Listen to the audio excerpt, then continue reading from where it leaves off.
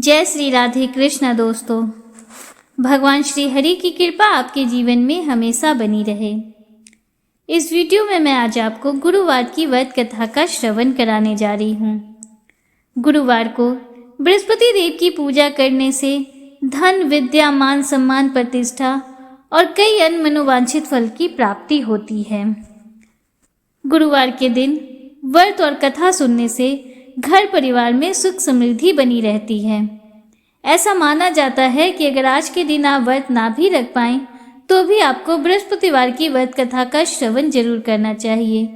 इससे आपको व्रत के समान ही पुण्य फल की प्राप्ति होती है। आइए कथा प्रारंभ करते हैं।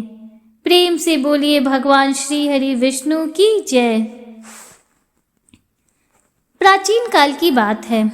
किसी राज्य में एक बड़ा प्रतापी और दानी राजा राज करता था।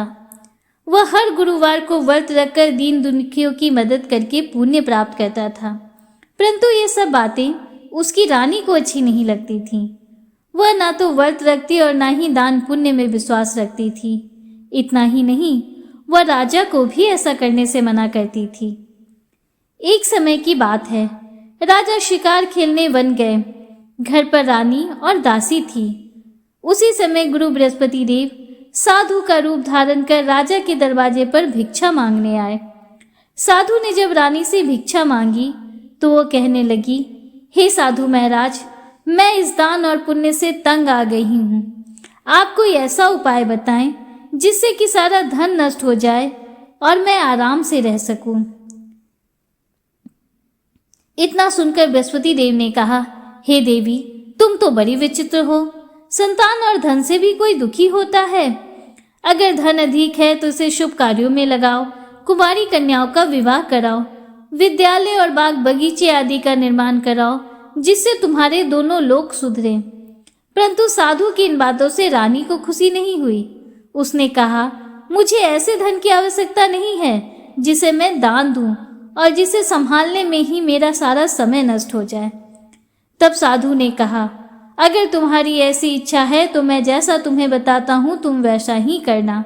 गुरुवार के दिन तुम घर को गोबर से लीपना, अपने बालों को पीली मिट्टी से धोना, राजा से कहना वह हजामत बनवाए, भोजन में मांस मदिरा खाना, कपड़ा धोबी के यहाँ धुलने देना।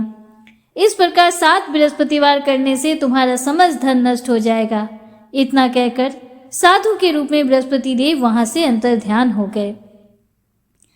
साधु के अनुसार कई बातों को पूरा करते हुए रानी को केवल 3 बृहस्पतिवार ही बीते थे कि उसकी समस्त धन संपत्ति नष्ट हो गई।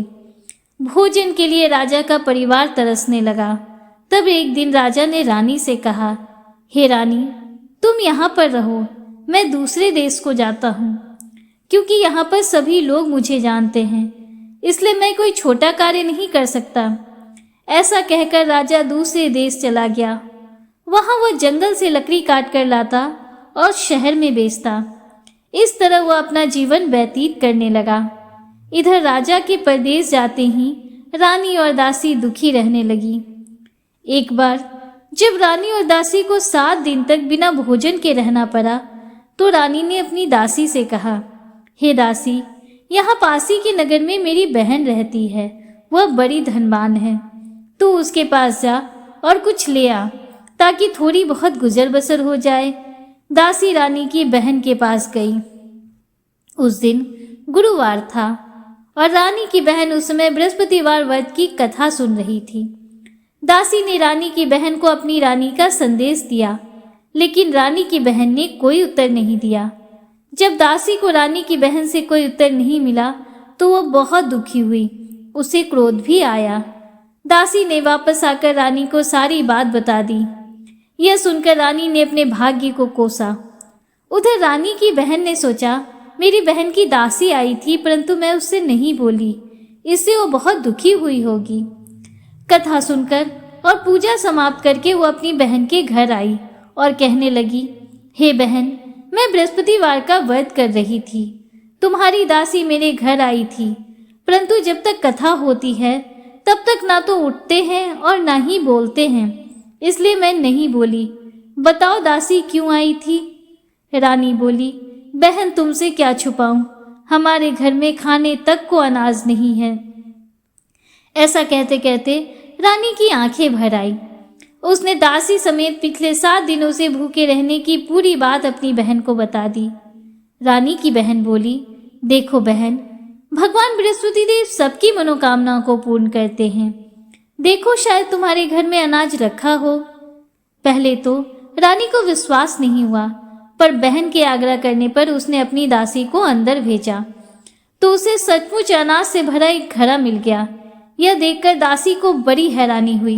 दासी रानी से कहने लगी, हे रानी, जब हमको भोजन नहीं मिलता तो हम रोज ही व्रत करते हैं, इसलिए क्यों न इनसे व्रत और की विधि और कथा पूछ ली जाए ताकि हम भी उसे किया करें।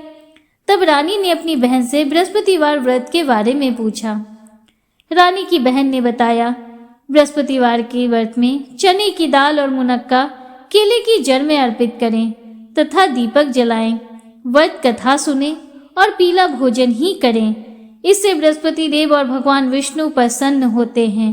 व्रत और पूजा की विधि बताकर रानी की बहन अपने घर को लौट गई। 7 दिन बाद जब गुरुवार आया तो रानी और दासी ने व्रत रखा।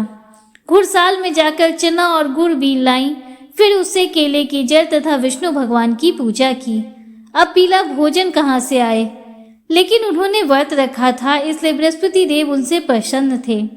वह एक साधारण व्यक्ति का रूप धारण कर 2 थालों में पीला भोजन दासी को दे गए।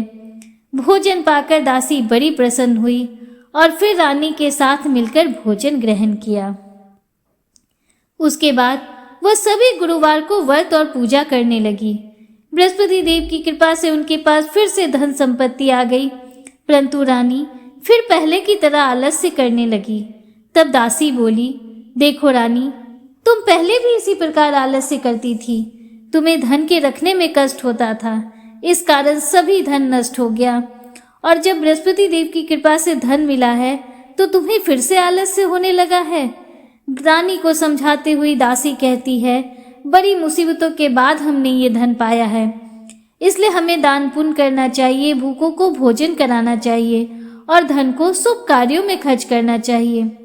इससे तुम्हारे कुल का यश बढ़ेगा, स्वर्ग की प्राप्ति होगी और पितर भी प्रसन्न होंगे। दासी की बात मानकर रानी अपना धन शुभ कार्यों में खर्च करने लगी। इससे पूरे नगर में उसका यश बढ़ने लगा। एक दिन रानी और दासी आपस में विचार करने लगी। न जाने राजा किस दशा में होंगी, उनकी कोई खोज खबर भी नहीं है। उन्होंने श्रद्धा पूर्वक बृहस्पति भगवान से प्रार्थना की कि राजा जहाँ कहीं भी हो शीघ्र लौट आएं। उधर राजा प्रदेश में बहुत दुखी रहने लगा। वह प्रतिदिन जंगल में से लकड़ी बीन कर लाता और उसे शहर में बेचता। अपने दुखी जीवन को बड़ी कठिनता से व्यतीत करता। एक दिन दुखी हो अपनी पुरानी बातों को याद करके वह रोने लगा और उदास हो गया। उसी समय राजा के पास भगवान बृहस्पति देव साधु के वेश में आकर बोले, हे लकड़हारे, तुम इस सुनसान जंगल में किस चिंता में बैठे हो, मुझको बतलाओ। यह सुन राजा के नेत्रों में जल भर आया। साधु की वंदना कर राजा ने अपनी संपूर्ण कहानी सुना दी। महात्मा दयालु होते हैं। वे राजा से बोले, हे राजा, तुम्हारी पत्नी ने बृहस्पति देव के प्रति अपराध किया था, जिसके कारण तुम्हारी यह दशा हुई। अब तुम किसी प्रकार की चिंता मत करो, भगवान तुम्हें पहले से अधिक धनवान करेंगे। देखो, तुम्हारी पत्नी ने बृहस्पतिवार का व्रत आरंभ कर दिया है। अब तुम भी बृहस्पतिवार का व्रत करके चने की दाल व गुड़ जल के लोटे में डालकर केले का पूजन करो। फिर कथा कहो या सुनो, भगवान तुम्हारी सभी मनोकामनाओं को पूर्ण करेंगे। साधु की बात सुनकर राजा बोला, हे प्रभु, मुझे लकड़ी बेचकर इतना पैसा नहीं बचता जिससे मैं भोजन करने के उपरांत कुछ बचा सकूं। मैंने रात्रि में अपनी रानी को व्याकुल देखा है। मेरे पास कोई साधन नहीं जिससे उसका समाचार जान सकूं।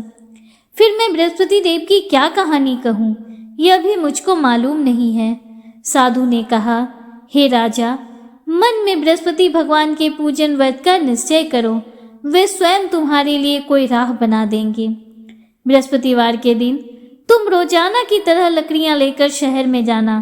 तुम्हें रोज से दुगना धन प्राप्त होगा। जिससे तुम भली भांति भोजन कर लोगे तथा बृहस्पति देव की पूजा का सामान भी आ जाएगा। और जो तुमने बृहस्पतिवार की कथा के बारे में पूछा है वह इस प्रकार है। प्राचीन काल में एक बहुत ही निर्धन ब्राह्मण था। उसकी कोई संतान नहीं थी। वह नित्य पूजा पाठ करता, उसकी स्त्री लेकिन न स्नान करती और न किसी देवता का पूजन करती। इस कारण ब्राह्मण देवता बहुत दुखी रहते थे।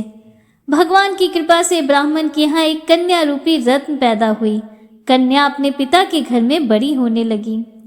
प्रातः स्नान करके वह भगवान विष्णु का जाप करती, बृहस्पतिवार का व्रत भी करने लगी।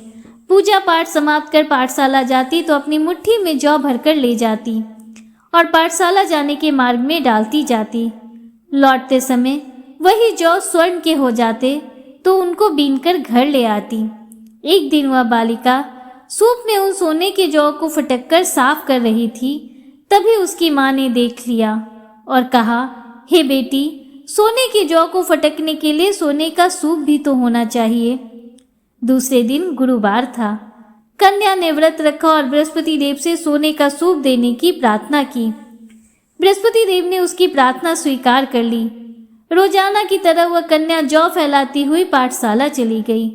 पाठशाला से लौटकर जब वह जौ बीन रही थी तो बृहस्पति देव की कृपा से उसे सोने का सूप मिला।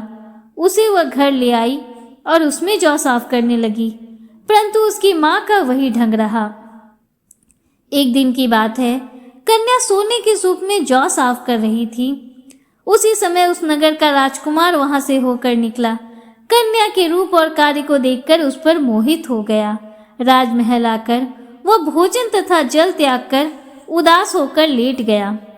राजा को जब राजकुमार द्वारा अन्न जल त्यागने का समाचार ज्ञात हुआ तो वह अपने मंत्रियों के साथ अपने पुत्र के पास गया और कारण पूछा। राजकुमार ने राजा को उस लड़की के घर का पता बता दिया। मंत्री उस लड़की के घर गया। मंत्री ने ब्राह्मण के समक्ष राजा की ओर से निवेदन किया। कुछ ही दिन बाद ब्राह्मण की कन्या का विवाह राजकुमार के साथ संपन्न हो गया। कन्या के घर से जाते ही ब्राह्मण के घर में पहले की भांति गरीबी का निवास हो गया। एक दिन दुखी होकर ब्राह्मण देवता अपनी पुत्री से मिलने गए। बेटी ने पिता की अवस्था को देखा और अपनी माँ का समाचार पूछा। ब्राह्मण ने सभी हाल कह दिया। कन्या ने बहुत सा धन देकर अपने पिता को विदा कर दिया, लेकिन कुछ दिनों बाद फिर वही हाल हो गया। ब्राह्मण फिर अपनी कन्या के यहाँ गया और सभी हाल कहा तो पुत्री बोली, हे पिताजी, आप माताजी को यहाँ लिवा लाओ, मैं उन्हें वह विधि बता दूंगी जिससे गरीबी दूर हो जाएगी। ब्राह्मण देवता अपनी स्त्री को साथ लेकर अपनी पुत्री के पास राजमहल पहुंचे तो पुत्री अपनी माँ को समझाने लगी, हे माँ, तुम प्रातःकाल स्नान आदि करके विष्णु भगवान का पूजन करो तो सब दरिद्रता दूर हो जाएगी। परंतु उसकी माँ ने उसकी एक भी बात नहीं मानी। वह प्रातःकाल उठकर अपनी पुत्री का बचा जूठन खा लेती थी। एक दिन उसकी पुत्री को बहुत गुस्सा आया। उसने अपनी माँ को एक कोठरी में बंद कर दिया। प्रातः उसे स्नान आदि करा के पूजा पाठ कराया तो उसकी माँ की बुद्धि भी ठीक हो गई। इसके बाद वह नियम से पूजा पाठ करने और प्रत्येक बृहस्पतिवार को व्रत रखने लगी। इस व्रत के प्रभाव से मृत्यु के बाद वह स्वर्ग को गई। वह ब्राह्मण भी सुखपूर्वक इस लोक का सुख भोग कर स्वर्ग को प्राप्त हुआ। इस तरह कहानी कहकर साधु देवता वहां से लोप हो गए। धीरे धीरे समय व्यतीत होने पर फिर बृहस्पतिवार का दिन आया। राजा जंगल से लकड़ी काटकर शहर में बेचने गया। उसे उस दिन और दिनों से अधिक धन मिला। राजा ने चना गुड़ आदि लाकर बृहस्पतिवार का व्रत किया। उस दिन से उसके सभी क्लेश दूर हुए। परंतु जब अगले गुरुवार का दिन आया तो वह बृहस्पतिवार का व्रत करना भूल गया। इस कारण बृहस्पति भगवान नाराज हो गए।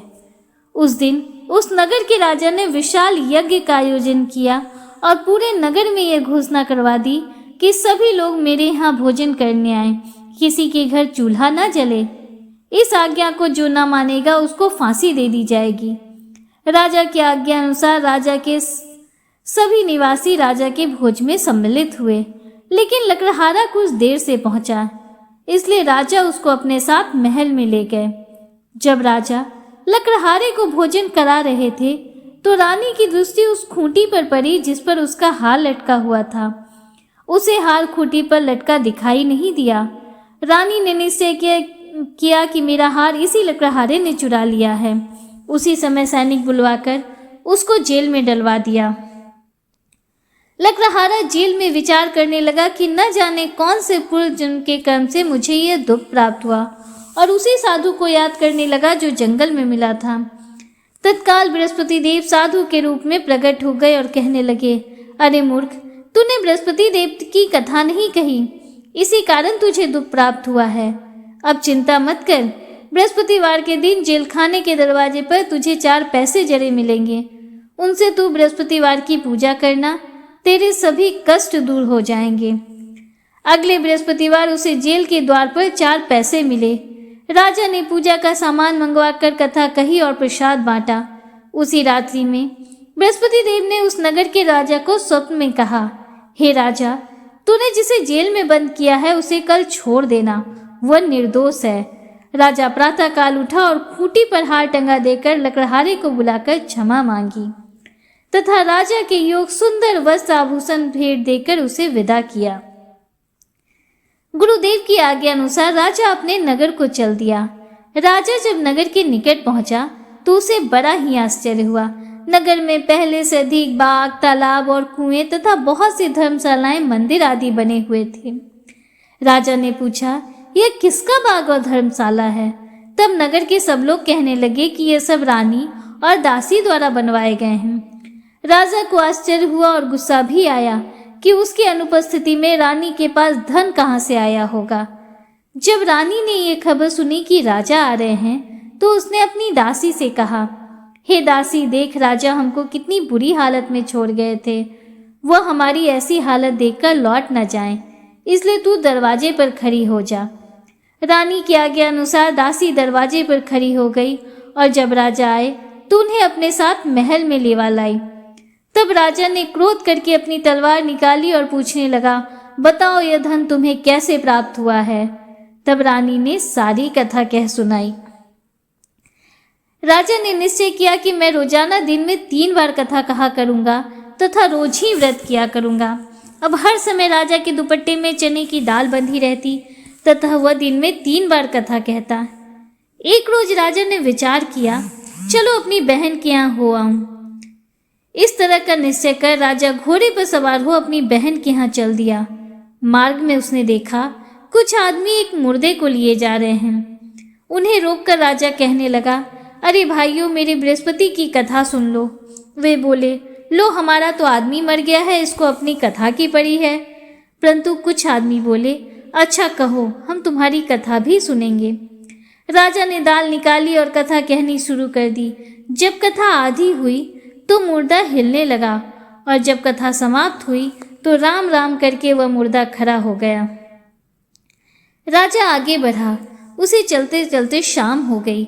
आगे मार्ग में उसे एक किसान खेत में हल चलाता मिला।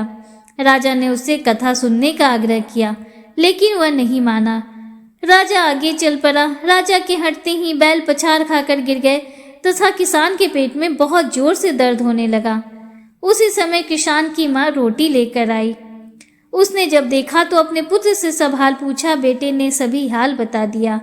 बुढ़िया दौड़ी दौड़ी उस घुड़सवार के पास गई और उससे बोली, मैं तेरी कथा सुनूंगी, तू अपनी कथा मेरे खेत पर ही चलकर कहना।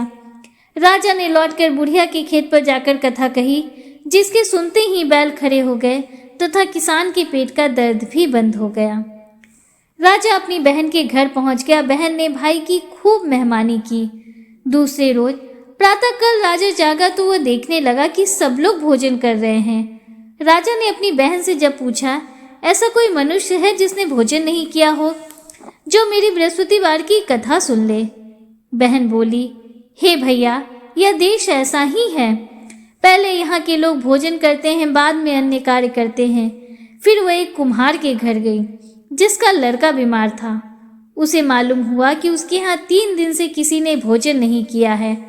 रानी ने अपने भाई की कथा सुनने के लिए कुम्हार से कहा। वह तैयार हो गया। राजा ने जाकर बृहस्पतिवार की कथा कही, जिसको सुनकर उसका लड़का ठीक हो गया। अब तो राजा की प्रशंसा होने लगी। एक दिन राजा ने अपनी बहन से कहा, हे बहन, मैं अब अपने घर जाऊंगा, तुम भी तैयार हो जाओ। राजा की बहन ने अपनी सास से अपने भाई के साथ जाने की आज्ञा मांगी। सास बोली, हाँ चली जा, परंतु अपने लड़कों को मत ले जाना, क्योंकि तेरे भाई की कोई संतान नहीं होती है। बहन ने अपने भाई से कहा, हे भैया, मैं तो चलूंगी, परंतु कोई बालक नहीं जाएगा। राजा ने कहा, जब कोई बालक नहीं जाएगा तब तुम ही जाकर क्या करोगी? ऐसा कहकर अपनी बहन को भी छोड़कर दुखी मन से राजा अपने नगर को लौट आया। राजा ने अपनी रानी से सारी कथा बताई और बिना भोजन किए सैया पर लेट गया। रानी बोली, हे प्रभु, बृहस्पति देव ने हमें सब कुछ दिया है, वे हमें संतान अवश्य देंगे। उसी रात बृहस्पति देव ने राजा को स्वप्न में कहा, हे राजा, उठ, सभी सोच त्याग दे, तेरी रानी गर्भवती है। राजा को यह जानकर बड़ी खुशी हुई। 9वें महीने रानी के गर्भ से एक सुंदर पुत्र पैदा हुआ। तब राजा बोला, हे रानी, स्त्री बिना भोजन के रह सकती है, परंतु बिना कहे नहीं रह सकती। जब मेरी बहन आए तो मुझसे कुछ मत कहना। रानी ने हाँ कर दी। जब राजा की बहन ने यह शुभ समाचार सुना तो वह बहुत खुश हुई तथा बधाई लेकर अपने भाई के यहाँ गई। रानी ने तब उसे आने का उलाहना दिया। जब भाई अपने साथ ला रहे थे तब टाल गई, उनके साथ न आई और आज अपने आप ही भागी भागी बिना बुलाए आ गई। तो राजा की बहन बोली, भाई, मैं इस प्रकार ना कहती तो तुम्हारे घर औलाद कैसे होती? बृहस्पति देव सभी कामनाएं पूर्ण करते हैं। जो सद्भावना पूर्वक बृहस्पतिवार का व्रत करता है एवं कथा पढ़ता है अथवा सुनता है और दूसरों को सुनाता है, भगवान बृहस्पति उसकी सभी मनोकामनाएं पूर्ण करते हैं, उनकी सदैव रक्षा करते हैं। जो संसार में सद्भावना से गुरुदेव का पूजन एवं व्रत सच्चे हृदय से करते हैं, जैसी सच्ची भावना से रानी और राजा ने बृहस्पति देव की कथा का गुणगान किया, तो उनकी सभी इच्छाएं बृहस्पति देव ने पूर्ण की। अनजाने में भी बृहस्पति देव की उपेक्षा न करें, ऐसा करने से सुख शांति नष्ट हो जाती है। इसलिए सबको कथा सुनने के बाद प्रसाद लेकर जाना चाहिए। हृदय से उनका मनन करते हुए जयकार बोलना चाहिए। बोलिए भगवान बृहस्पति देव की जय, भगवान श्री हरि विष्णु की जय। दोस्तों, उम्मीद करती हूँ कि गुरुवार की यह व्रत कथा आपको पसंद आई होगी और वीडियो आपको अच्छा लगा होगा। अगर वीडियो आपको अच्छा लगा हो तो वीडियो को लाइक कीजिए, दूसरों के साथ शेयर कीजिए, कमेंट में हर हर महादेव, जय श्री राधे कृष्णा जरूर लिखिए। अगर आप हमारे चैनल पर पहली बार आए हैं तो चैनल को सब्सक्राइब कीजिए। हमारे चैनल पर प्रतिदिन पौराणिक कथाओं का श्रवण कराया जाता है। बेल आइकन जरूर प्रेस कीजिए, जिससे आगे भी आपको ऐसी ही रोचक जानकारियाँ मिलती रहें। मिलते हैं आपसे अगले वीडियो में, तब तक के लिए हर हर महादेव, जय श्री राधे कृष्णा, राधे राधे।